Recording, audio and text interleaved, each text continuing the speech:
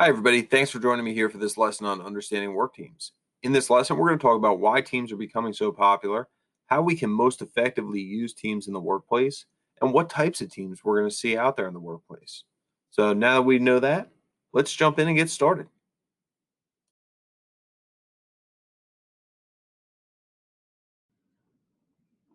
Now, before we can really get into why teams are so popular, it's important to think about what the difference between groups and teams is. Okay. Now, with a group, we have a number of people who are working in a way that maybe is side by side, but not necessarily collaborative and coordinated. Whereas teams are coordinated in such a way that the output of a team should be greater than the sum of the inputs of the individuals. All right. And because of this, teams can really achieve things that individuals cannot accomplish. Okay. And they can achieve things that groups of individuals can't accomplish. All right. Teams help us respond to changing events. They're very flexible. And part of this is because we can quickly assemble them, we can deploy them where we need them to be, we can change their focus. And when we're done having them do the work that they're doing, we can break them down. Okay, they also help to democratize organizations. And the reason that they do this is that when we have small teams, teams can make decisions amongst themselves, which allows employees to have input. Okay, and not only does that democratize the situation, but it also helps to increase their involvement because their input is meaningful. All right, and along those lines, it helps to produce a collaborative mindset because when you have a small team working on a project, everyone has to provide input or else the team is not going to be all that effective.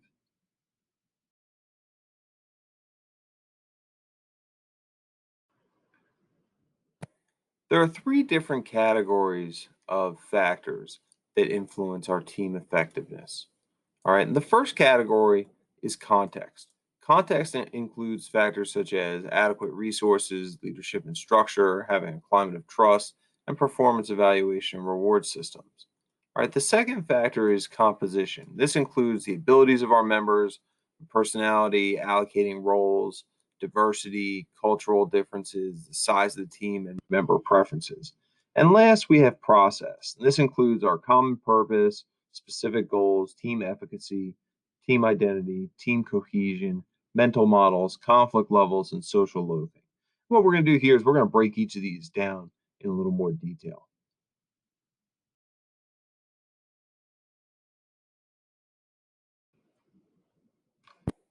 Providing a team with adequate resources is simply making sure that the team has what it needs to be successful. And let's talk about adequate resources through the help of an example.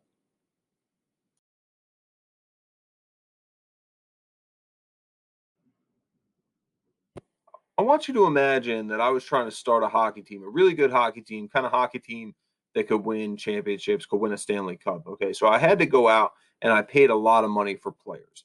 All right, so I went out and I paid millions of dollars. I got myself the best goalie I could possibly find, and then I paid a lot more money and I got three of the best offensive players I could find and two of the best defensive players that were out there. And together I had the six best hockey players who currently lived, and it seemed almost guaranteed that we could win a championship with these players.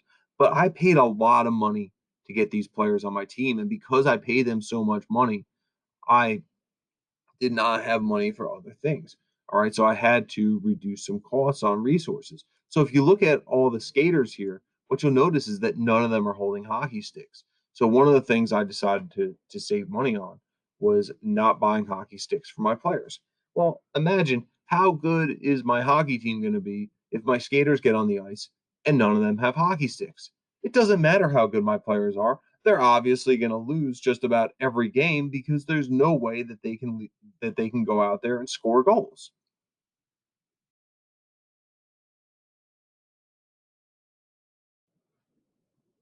Now, okay, I get it. That was just kind of a silly hockey example.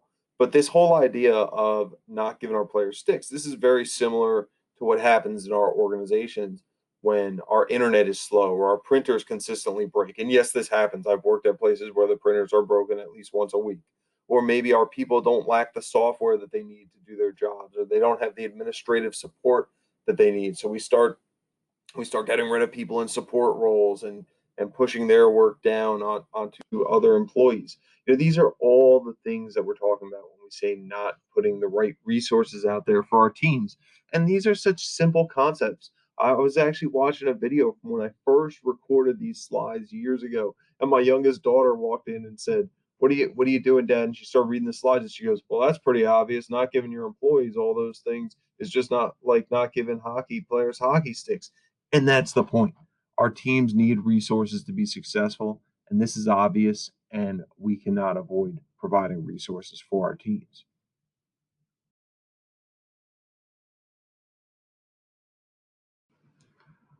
Now, once we make sure our teams have adequate resources, the next thing we need to do is take a look at making sure they have the right leadership and structure.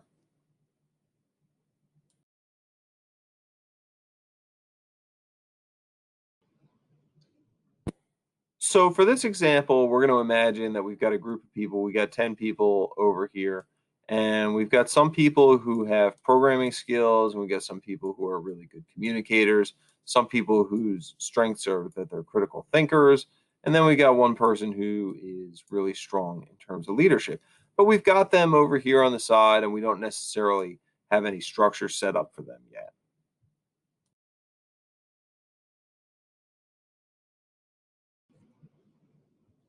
Now, we might choose to set them up so that we have little subgroups within our team, kind of almost like cross-functional subgroups where each one has somebody who's got maybe a strength in communication and a critical thinker and maybe somebody with good programming strengths.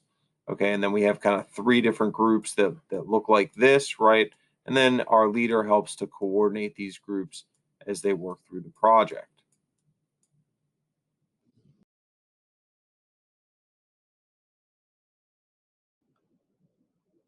Alternatively, we may provide a structure with people with like skills work in the same areas and work on projects that are related, and we have a leader that coordinates them. Now, there's not necessarily a right leadership structure for all of our teams.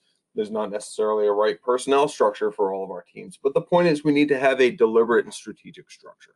Because if we don't have a structure that is designed to support our strategy, the teams are not going to be positioned to do their best work.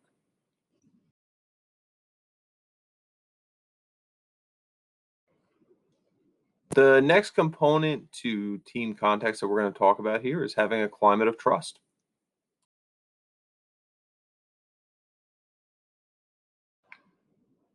I want you to think of trust as a willingness to be vulnerable. Okay. And when we say that trust is a willingness to be vulnerable, think about if you're working in a team, if you are truly trusting one of your team members to do something, that means you might not be verifying every second that they've done it. Okay. So trusting someone might be something as simple as allowing them to turn in the project without you having the last review on it. Okay. Now, when we have good trust within our teams, every team member should trust each other. When we draw connections between all the team members, you see how many arrows there are over here drawing these connections. That's our ideal trust situation.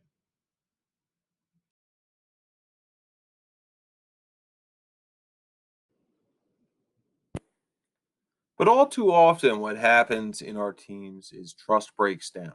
All right. And then we end up having these little groups, these little factions where we have trust.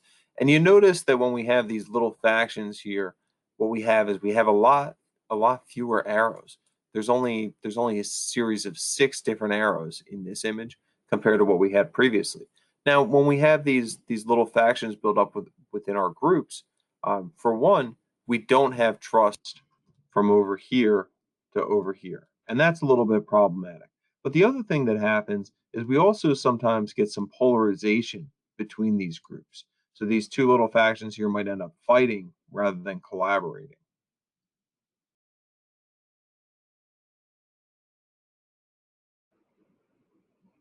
It's important that we break down these disconnections and rebuild trust so that we can have a team where all members have trust for each other.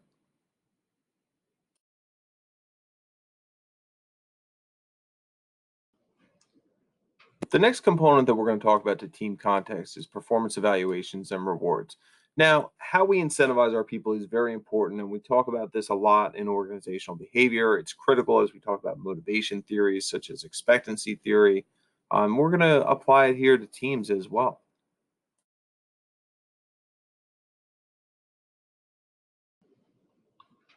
So, I want you to imagine a situation where we have individual rewards within our teams. Okay, and maybe we have one salesperson who offers a customer a product for $5,400. Because the salespeople have individual rewards, we sometimes will run into a situation where another salesperson will then turn around and offer that product for $5,200. And it may be hard to believe that this happens, but I manage salespeople and I actually saw this happen in the workplace. And it was all because these people were driven by their individual rewards. There was no incentive for this salesperson over here to do the right thing and just honor the price of their colleague. They were actually incentivized to do something to take the sale away from their colleague.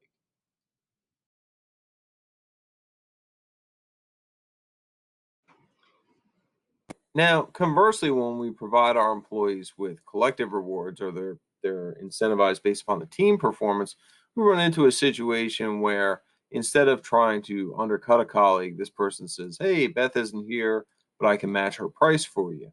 So the idea here with this is just simply that this salesperson no longer benefits from taking the sale away, but they benefit from the collective performance of the team. So they're more likely to do what benefits the team.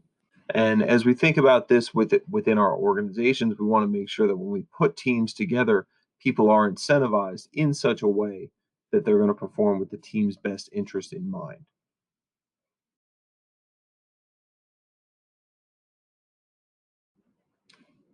Now that we talked about team context, let's talk about team composition. And this deals with how should we staff our teams. And we're going to start this discussion by looking at the abilities of our members.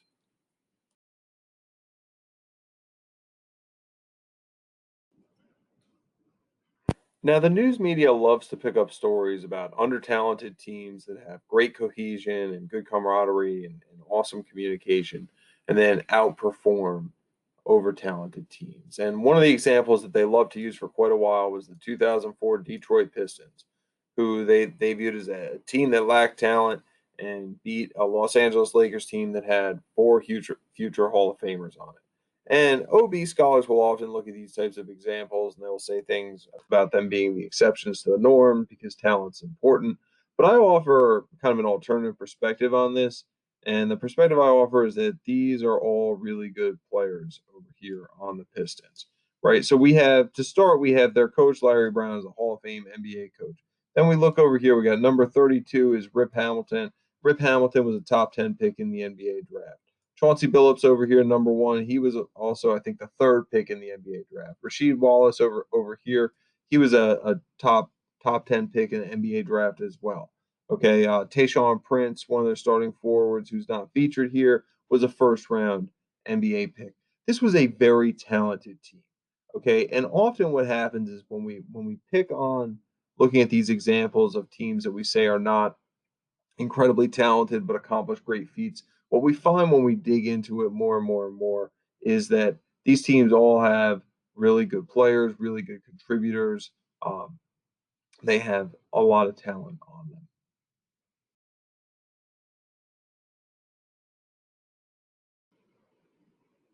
So if we think about, well, how does this apply to teams in our businesses, teams in our organizations? I often think about how much I love to read stories about really cool innovations and how great it would be to open up a newspaper one day and see that we have our first flying car, right? That is actually going to be on the roads, and we're going to see this thing out there. All right, there probably is a flying car. I probably don't know about it, but I'm looking to see a news story that tells me about one coming out that's really great. And what I don't expect to see is I don't expect to see a headline that reads "Group of idiots creates flying car." I would expect that whoever creates a flying car is going to be a team that is cohesive, a team that is functional, but it's also going to be a team that has some really good members. Okay, so it's very critical that we make sure we have strong member abilities within our teams.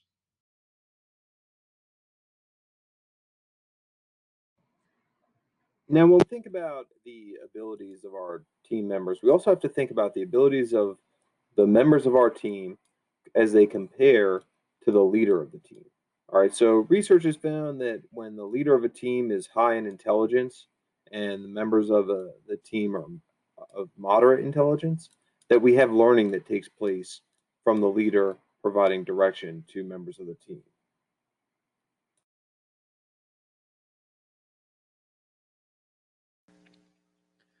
Now, when the team members are high on intelligence, but the team leader has low or moderate intelligence, then we can run into a situation where the team leader is actually stifling the productivity of the team because of the mismatch in intellectual levels here.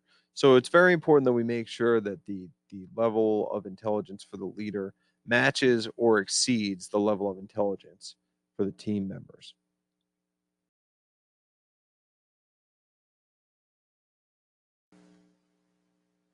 Now, it's also very important that we consider the personalities of members of our teams.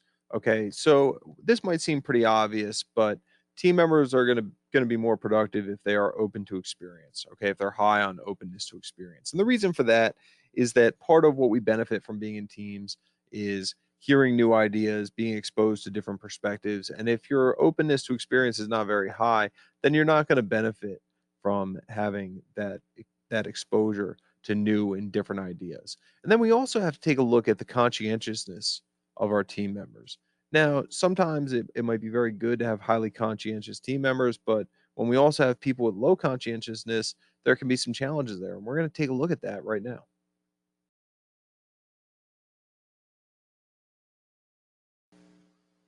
So let's consider a team. We'll say they're a team working for a consulting company where we have some team members who are high on conscientiousness and some team members who are low on conscientiousness. So they're preparing a report for a client, and the team members who are low on conscientiousness look at the report and they say everything looks great.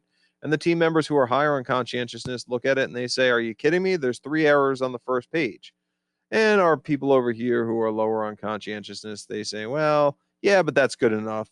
And our people over here who are higher on conscientiousness, they just kind of give up. Okay. What we have happen here is yes, we have different skills, different abilities, different perspectives with these team members, but rather than leveraging those different skills and abilities, what we have is we have a conflict between people who are high on conscientiousness and people who are low on conscientiousness in terms of what our expectations and our standards should be. So even though we have very different people on the team, we're not actually benefiting from the differences amongst team members. Okay. So sometimes we can actually benefit from having people who are similar in conscientiousness all on the same team, whether they're high in conscientiousness or lower in conscientiousness, because what happens is they accept and share a standard and they're not spending their time debating what that standard should be. So they're able to spend their time leveraging the actual benefits of being on a team together.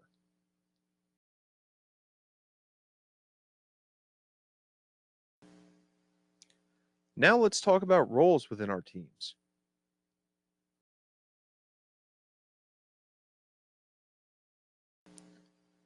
So let's go back to our hockey example. And you can take a look here. We actually invested, we got sticks and pucks for the players.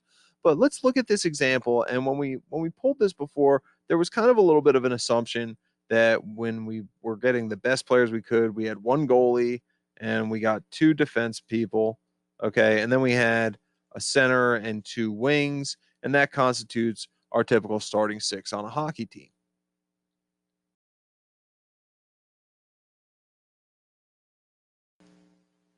But what if instead of doing that, I just went out and I got the six best goalies I could find?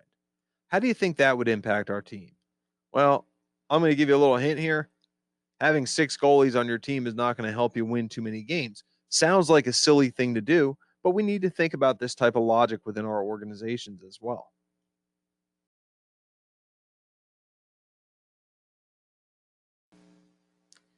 The point that we're getting to here is that different members on a team should fill different roles.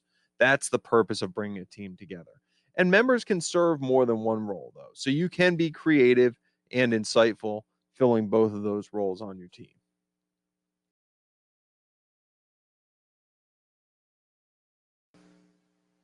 Now, this graphic here shows you some of the roles that we find within our teams and organizations. So our teams probably need somebody who's going to be a creator or initiates creative ideas. Then once the ideas are created, we need somebody who's going to go ahead and promote those ideas. Okay, somebody who's going to offer some insightful analysis of our options. Okay, people who are going to organize our teams by providing structure and so on and so forth. Okay. Now, somebody who's going to fill a role on the team, they might fill more than one role. So our creator might also be the person who champions the idea. Okay, there's no rule that excludes them from being the same person, but they also don't have to be.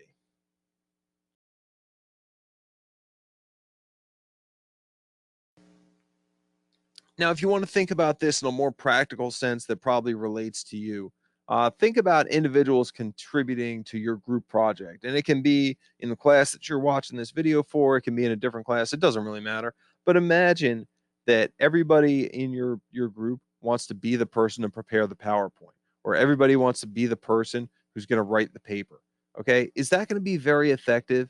What types of problems might emerge there, right? Because essentially only one person can create a PowerPoint slide. Two people can't create the same slide, or only one person can write a page on a paper. Two people can't write that same page. So we have to define what the different roles of our team members are going to be, or else we're never going to be productive.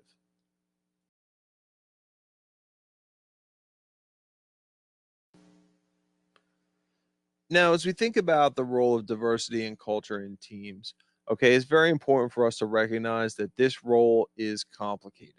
Okay, so there is a lot of research about diversity in teams, and there's a lot of different factors that come into play in terms of when diversity is more effective and when diversity is less effective, and some of the challenges that emerge and some of the benefits that we realize. Okay, and I could probably do an entire series of videos that covers just that topic. So I'm not going to attempt to cover that topic in just a minute or two here. But what we see throughout the research on this topic that we can synthesize is that the benefits of diversity and culture within your teams are best realized when we have strong leadership. Once again, emphasizing that we need to have good leaders for our teams.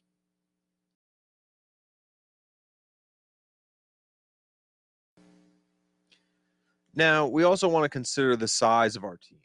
Okay, now the optimal size for a team tends to be 5 to 9 people. All right, and I like to illustrate this in class by what I'll do is I'll throw up a picture of Cinderella's castle like this one up here on the board, and I'll break students into teams, and I'll tell them that their job is to draw a picture of Cinderella's castle, and they all have to contribute equally, and they all have to work at the same time. They all have to work on the same piece of paper, and it's an absolute disaster. Okay, because that is not a task that requires 5 people. Okay, that's a task that really probably is best for one, maybe 2 people at most. And the point that I'm trying to illustrate when we do this Cinderella's castle exercise is that you want to use the smallest team that you can. Because if you use teams that are larger than you need, you're going to have coordination issues, you're going to have social loafing, okay? And you're going to have some issues where you lack efficiency. All right. So what can we do when we build a team that's bigger than what we need? We can break our team up into different working groups. Okay. So if we have a large working group, maybe we have a team of 9 people, but our objective has multiple points to it. Maybe we can break up into 3 groups of 3 people who each take on a different component of our goal and then come back to us and coordinate as they do their work.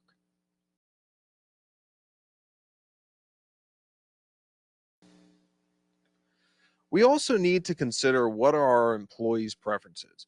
And as I talk about employee preferences, I like to talk about something here that I refer to as the Batman rule.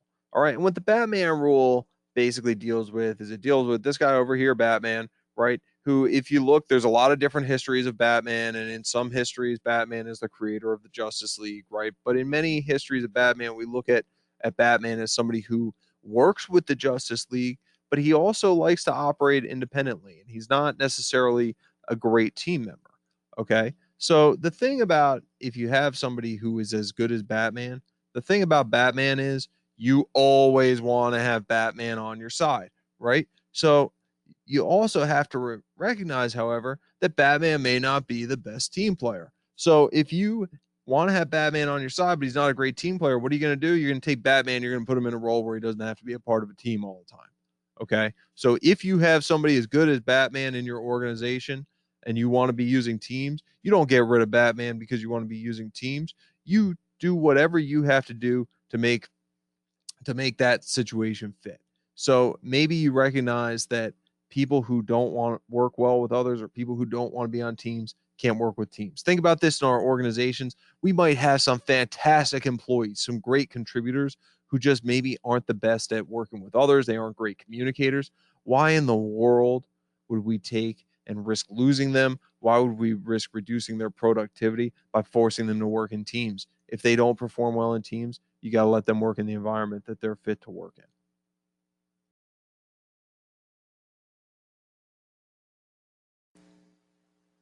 Now let's talk about some of the different types of teams that we'll use in our organizations. All right, the four types of teams we're going to talk about today are problem-solving teams, self-managed teams, cross-functional teams, and virtual teams.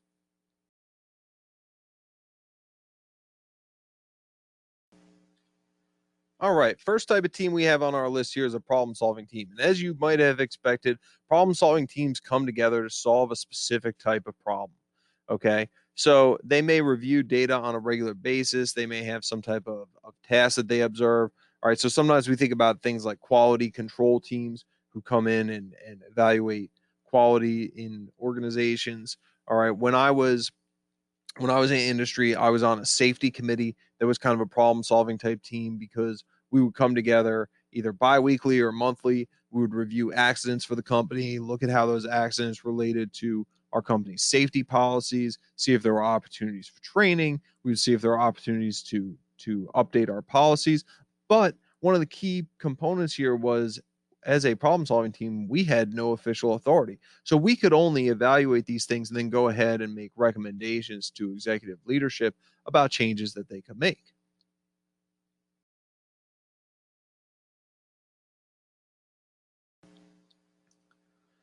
Then we have self-managed teams.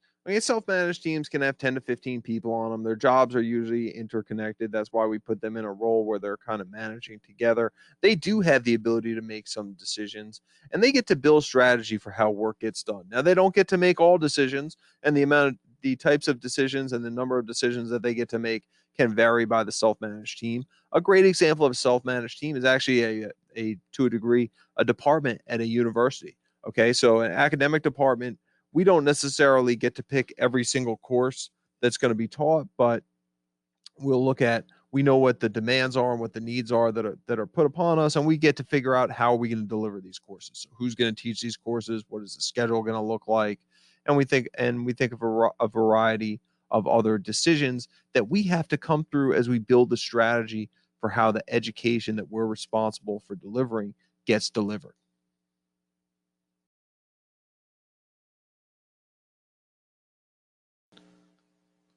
Now we're going to jump ahead real quick to virtual teams, and virtual teams are connected by technology. Okay, and one of the challenges with virtual team is that members can't always see each other, right? Because they're not in the same physical space. They're working together, connected usually via the internet. And one of the challenges that we have here is trust has to be established. Okay, I can't necessarily know that the people on my virtual team are working because I can't see them. I don't know what they're doing, right? And when we have poor email communication, this can really undermine our trust. So if people don't respond to our emails, or if they respond to emails shortly, or if they can be rude in emails, any of these types of things can help to break down trust within our virtual teams. Okay, it's very important that the teams and the team members don't become invisible too. Okay, and this is again because when you're off in isolation, connected only by the internet, it's very easy for people to not see you. Okay, so it's important that we go ahead and we celebrate our accomplishments publicly. So if somebody does something, we make sure we bring that to a meeting or we send out an email celebrating it. We also have to make sure that we monitor the teams closely. We've got to make sure that we don't actually lose somebody in action here. And it's very important to understand that when we look at virtual teams, not everybody thrives on virtual teams. Okay, so these are obviously becoming more common with advancements in technology, and then of course recently the COVID-19 pandemic forced us to take a deeper look at virtual teams as well. But some people do better work in person than on virtual teams. And similar to how we discussed the Batman rule and making sure people fit into the places where they do their best work, we have to make sure that we're not putting people on virtual teams if they don't thrive in those types of environments.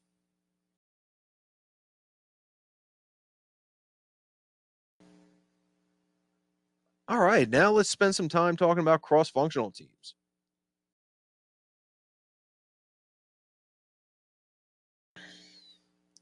So, what exactly is a cross-functional team? Cross-functional team is pretty simple. What we do with cross-functional teams is we're trying to solve a problem or address an issue, and we need expertise from a variety of different areas. So, within our organizations, we will take people from different areas. So, say accounting and operations and marketing and information technologies, and we'll take them and put it together so that we have representation from all these areas on the same team.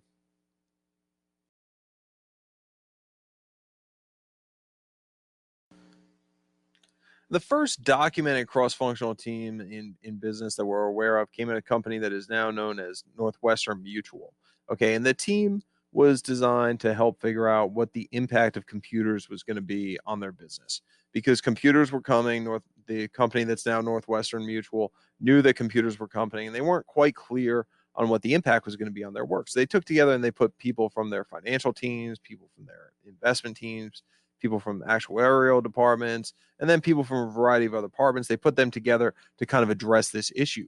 And by building this first cross-functional team, Northwestern Mutual, or the company that is now Northwestern Mutual, gave themselves a competitive advantage in their industry as the growth of computers increased.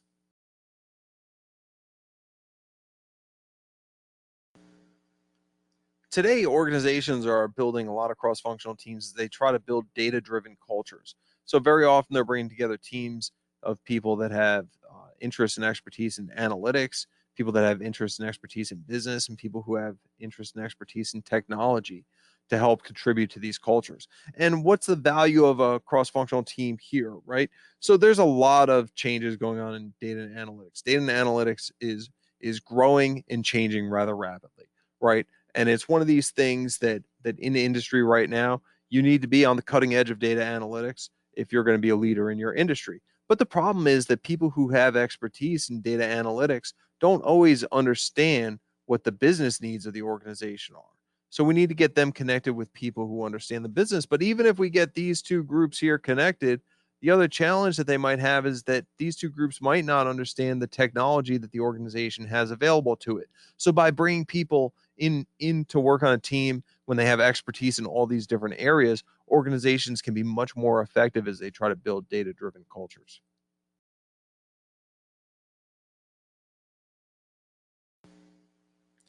We're also seeing cross-functional teams being used for issues such as addressing medical concerns. So, GAP actually put together some cross-functional teams to help with the COVID-19 pandemic. So, you may remember back in March of 2020, there were a lot of issues with hospitals having the right PPE. Okay, there were hospitals were getting overrun with COVID-19 patients. All right, nurses were wearing dirty masks. In some cases, they didn't have masks. In some cases, nurses were just trying to find bandanas or anything that they could put over their face.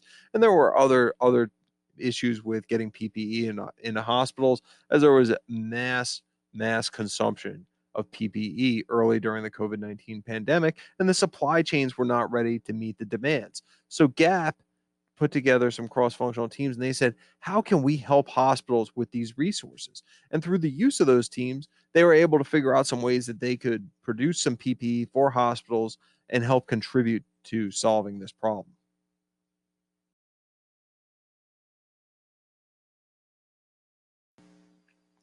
But for as great as we are making cross-functional teams sound right now, it is very important that we recognize that cross-functional teams are not magically effective.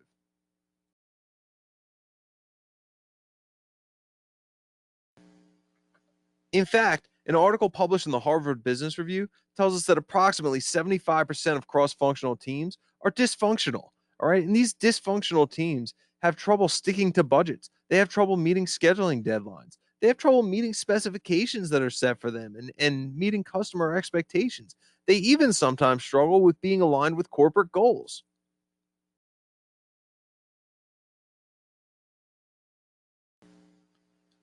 And the number one cause of this dysfunction that they tell us is team members skipping meetings.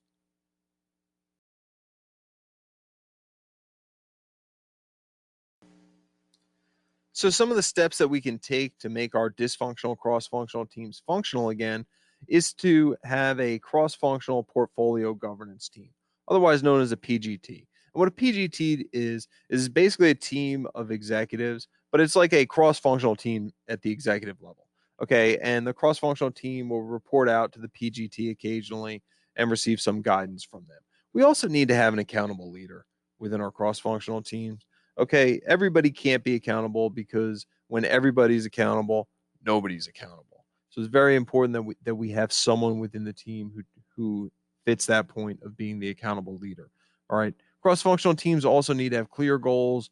They need to have resources. They need to have clear deadlines. There can't be ambiguity on any of these things, and they can't lack for resources. All right. It's also critical that project success is the main objective for the cross-functional team. And this might seem so very basic and simple, but we have to make sure that there's not different individual goals and individual desires that are guiding what the team is doing. And it's also important that we're continually reevaluating the project to make sure that what we're doing is right and that having a cross functional team is still effective.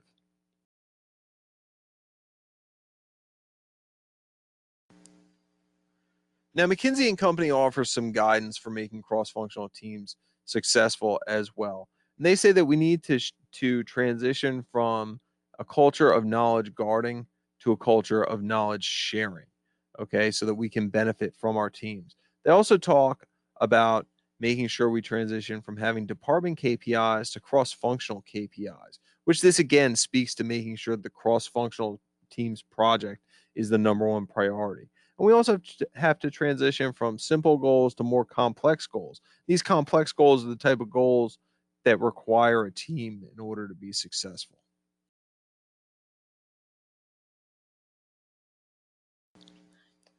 Some research on cross functional teams also looks at social identity, which is the extent to which a person sees themselves as being connected to a group or trait.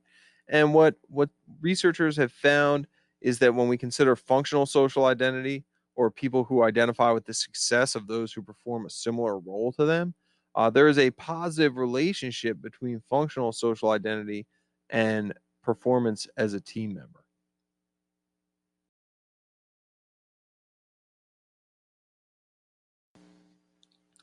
When people identify with their functional role, however, instead of identifying with their team members, there is a negative impact. So there's a negative relationship between personal social identity and team member performance.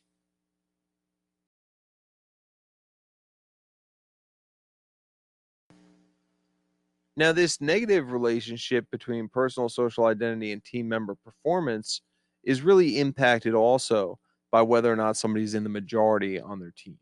All right. So, if a person has a functional background that's in the majority of their team, then this relationship between personal social identity and team member performance really is pretty constant. It doesn't change.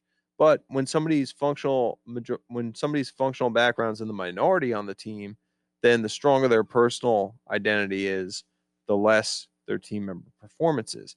And to think about what does this mean? Think about it. Imagine if you had a cross-functional team and 80% of the people on that team were salespeople. Okay, whether or not the salespeople identify strongly as salespeople or not would not impact their performance as team members because most of the people on the team are salespeople. Okay, but if you were in that minority, that 20% of people who are not salespeople, maybe you're an accountant, the stronger you identify with being an accountant, the less the less that you are going to perform well as a team member on that cross-functional team.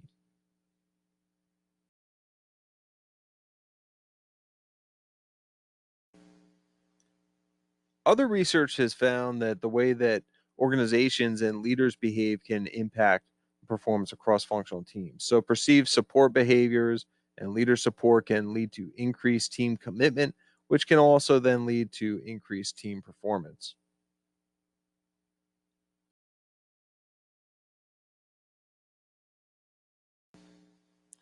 Now, as we summarize this information on cross functional teams, you want to remember that when we build cross functional teams, we want to bring together people at the same level of hierarchy so we don't have power differentials. and we want to bring together people with various different functional backgrounds. Okay. These cross functional teams can lead to stronger idea generation and more in depth understanding of our problems. Cross functional teams have been around for a while now, as they were first introduced by Northwestern Mutual back in the 1950s. They can be used for a variety of different reasons, but they do need to be carefully managed in order to be successful. They're not a cure all for everything. We have to make sure that we put our cross functional teams in a position that they can be successful.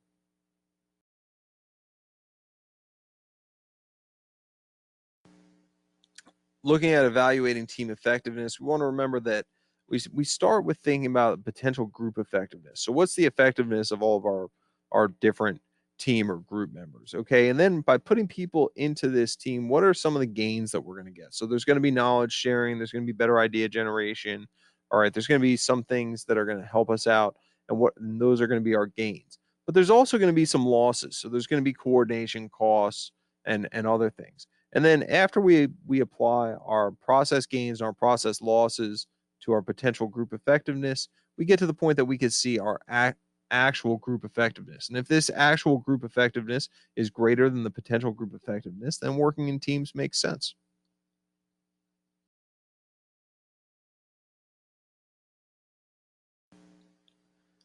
Now, in terms of processes, we need to make sure that our teams have a common plan and purpose. So we're working towards the same goal and we're being reflective. We're looking at things and seeing what we can do better. How can we improve things? All right. We also need to have specific goals that we're working towards.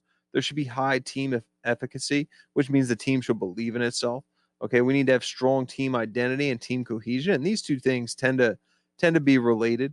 Team people who identify strongly with their teams also tend to work very well with their teams and have good communication. We want to have similar mental models. We all have kind of the same expectation in terms of what the team is supposed to do and how the team is going to communicate. All right. We have to recognize that there are going to be some levels of conflict in our team, and conflict can be good to a degree. All right. Conflict helps us work through ideas, but conflict cannot get to the point that it is destructive. Okay. And we also have to work to minimize social loafing within our teams.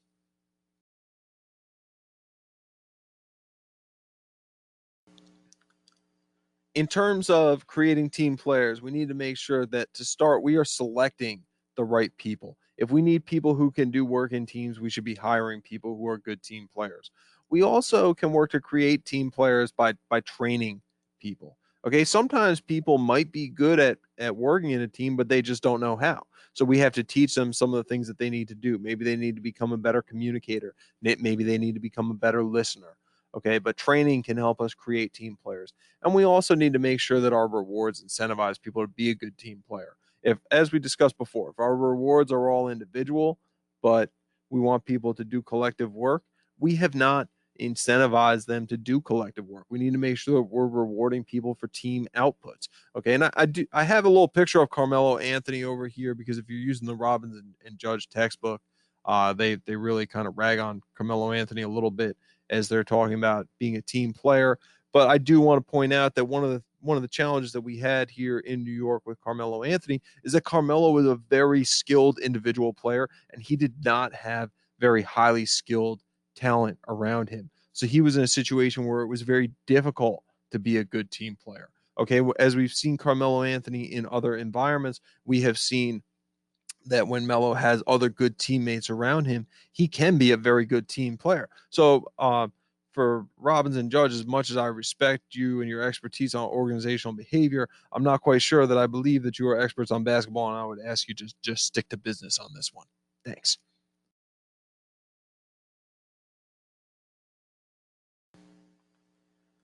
So when are we going to not use teams? A few things that we want to think about is, can the work be done better by one person? If one person can do something better than a team, obviously we don't want to be working on a team. Okay, does the work create a common goal or purpose?